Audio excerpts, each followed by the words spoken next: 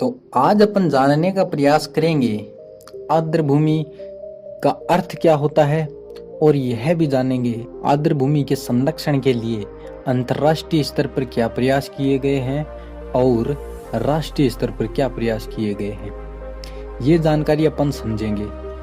पिछले वीडियो की बात करें तो अपन ने पिछले वीडियो में यह समझा था आर्द्र भूमि का अर्थ क्या होता है, आर्द्र भूमि क्यों महत्वपूर्ण है और आर्द्र भूमि पर कौन कौन से खतरे मंडरा रहे हैं। इन बातों पर अपन ने पिछले वीडियो में चर्चा कर ली है। तो आज अपन समझते हैं आर्द्र भूमि का अर्थ और डायरेक्ट चलेंगे आर्द्र भूमि के संरक्षण पर। तो आर्द्र भूमि एक ऐसा क्षेत्र होता है जिसमें वर्ष भर पानी एकत्रित रहता है। सभी प्रकार के जीव जंतु, पशु पक्षी, पेड़ पौधे यहाँ पर मिलते हैं, सभी औषधियाँ यहाँ पर मिल जाती है। और अगर अपन बात करें तो इस क्षेत्र को अपन यह भी कह सकते हैं कि यह पर्यावरणीय रूप से बहुत ही महत्वपूर्ण होता है।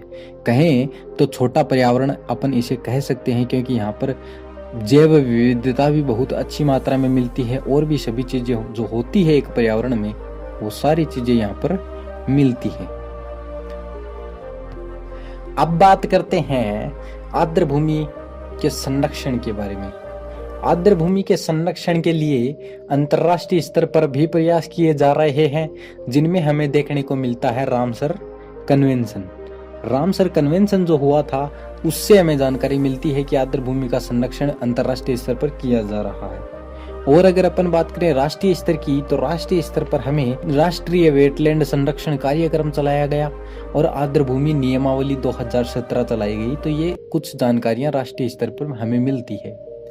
तो यह आर्द्र भूमि इंपॉर्टेंस क्या, मतलब कि महत्वपूर्ण क्यों है, इस बात पर तो अपन ने पिछले वीडियो में जानकारी ले ली है। वीडियो को जरूर देखना, तभी पता चलेगा आर्द्र भूमि का अगला हिस्सा। आज अपन जानेंगे रामसर कन्वेंशन के बारे में। अंतर्राष्ट्रीय स्तर पर आर्द्र भूमि के संरक्षण के लिए किया गया प्रयास है। और इसी रामसर कन्वेंशन की बात करें तो ईरान के रामसर शहर में हुआ था 2 फरवरी 1971 को। 2 फरवरी 1971 को ईरान के रामसर शहर में हुआ, इसीलिए इसे क्या कहा जाता है, रामसर कन्वेंशन कहा जाता है, रामसर शहर में होने के कारण। यह जो हुआ था 2 फरवरी 1971 को हुआ, जिसमें विश्व के सभी देश, सभी प्रमुख देश जो पर्यावरण का संरक्षण करना चाहते थे वो सारे देश यहाँ पर आते हैं, एक मंच पर बैठते हैं, पर्यावरण से संबंधित बातें करते हैं और उससे निष्कर्ष यह निकलता है कि एक रामसर संधि की जाती है इन लोगों के द्वारा। मतलब कि जो भी देश के सभी राष्ट्र प्रमुख आए हुए थे तो उनके द्वारा एक संधि कर ली जाती है, रामसर संधि के नाम से उसे जाना जाता है। और रामसर संधि की बात करें तो रामसर संधि जो एग्जीक्यूट होती है वो तो होती है 21 दिसंबर 1975 को, लेकिन इस संधि पर हस्ताक्षर जो हुए थे वो हो गए थे 2 फरवरी 1971 को और एग्जीक्यूट होती है 21 दिसंबर 1975 में। तो यह प्रभाव में आती है 21 दिसंबर 1975 से यह संधि प्रभाव में आती है। भारत की बात करें तो भारत ने इस पर अभी भी हस्ताक्षर नहीं किए हैं 21 दिसंबर 1975 के समय तक। फिर अगर अपन बात करें तो भारत ने जो हस्ताक्षर किए थे इस संधि पर वो किए थे 1 फरवरी 1982 को। 1 फरवरी 1982 को भारत इस संधि पर हस्ताक्षर करता है। और अगर अपन बात करें रामसर कन्वेंशन में जो इसका सचिवालय रखा गया तो वो रखा गया IUCN का मुख्यालय जहां पर है उसी जगह पर इसका भी सचिवालय रखा गया, जो कहां पर है, ग्लैंड स्विट्जरलैंड में इसका सचिवालय रख दिया गया। फिर अगर अपन बात करें विश्व आर्द्र भूमि दिवस की तो विश्व आर्द्र भूमि दिवस सबसे पहली बार मनाया गया था 1997 में, 2 फरवरी के दिन ही मनाया गया था। तो 2 फरवरी के दिन यह मनाया गया था और उसके बाद यह लागू हो जाता है, मतलब कि प्रतिवर्ष मनाया जाने लगता है सभी देशों के द्वारा। तो यह जानकारी हमें देखने को मिलती है। और अगर अपन बात करें आर्द्र भूमि के संरक्षण से संबंधित राष्ट्रीय स्तर पर क्या प्रयास किए गए तो राष्ट्रीय स्तर पर राष्ट्रीय वेटलैंड संरक्षण कार्यक्रम चलाया गया 1986 में। और यह जो कार्यक्रम चलाया गया 1986 में भारत सरकार के द्वारा चलाया गया। भारत सरकार क्या करती है, राज्यों का सहयोग लेती है, सभी राज्य सरकारों का सहयोग लेती है और इस कार्यक्रम को चलाती है। और अगर बात करें अपन आर्द्र भूमि की नियमावली की, जो कि 2017 में नई नियमावली लागू हुई है, तो आर्द्र भूमि के जो नियमावली है संरक्षण और प्रबंधन से संबंधित, वह नियमावली 2017 से लागू हुई है, उसको अपडेट कर दिया गया है। पुरानी जो लागू हुई थी उसी में अपडेशन कर दिया गया है।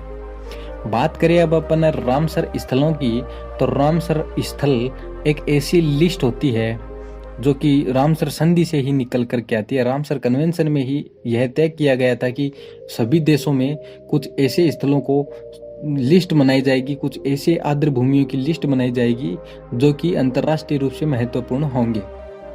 मतलब कि पूरी दुनिया के सामने उन स्थलों को लाने का प्रयास किया जाएगा, इसीलिए रामसर स्थल की एक सूची बनाई जाती है। एक तो बनाई जाती है रामसर स्थलों की सूची और दूसरी बनाई जाती है मॉन्ट्रेक्स रिकॉर्ड।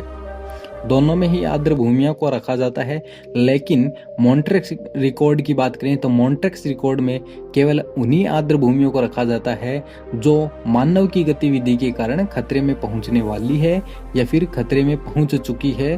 तो ऐसी चीजों को या फिर कहें ऐसे स्थलों को कहां पर रखा जाता है, मॉन्ट्रेक्स रिकॉर्ड में रखा जाता है। रामसर स्थल केवल अंतर्राष्ट्रीय महत्व की जो चीजें होती है, कोई विदेशी पक्षी जहां पर आते हैं या फिर कोई विदेशी जानवर या फिर पशु पक्षी जो भी आते हैं, ऐसी अगर कोई इम्पोर्टेंस रखने वाला कोई स्थल है तो उसे क्या कर दिया जाता है, रामसर स्थल घोषित कर दिया जाता है। अब बात करते हैं रामसर स्थलों की, तो भारत में 1 फरवरी 1982 ने हस्ताक्षर किए थे। भारत ने कब हस्ताक्षर किए थे, 1 फरवरी 1982 को। तो उसी समय से उसी समय से रामसर स्थल डिक्लेयर किए जाने लगे भारत में भी। सबसे पहली बार बात करें तो भारत में पहली बार 1981 में रामसर स्थल घोषित किए गए थे। 2 रामसर स्थल घोषित किए गए थे उस समय, एक तो थी चिल्का झील ओडिशा की और दूसरा था केवलादेव राष्ट्रीय उद्यान राजस्थान का। 1981 में इन दोनों को डिक्लेयर किया गया था पहली बार। फिर बात करें अपन 1990 की, तो 1990 में भी बहुत से मनाए गए, जैसे कि अपन बता सकते हैं कि लोकटक झील जो कि मणिपुर की है उसे रामसर स्थल घोषित कर दिया गया। फिर वुल्लर झील जम्मू कश्मीर की, हरीके झील पंजाब की और सांभर झील राजस्थान की। तो इन सब को भी 1990 में डिक्लेयर कर दिया गया, रामसर स्थल घोषित कर दिया गया। ऐसे ही बहुत सारे रामसर स्थल हमारे भारत में हो जाते हैं, जिनकी लिस्ट हमारे जो टेलीग्राम चैनल पर आपको मिल जाएगी। वहां पर जाकर के इनको एक बार तो जरूर पढ़ लेना।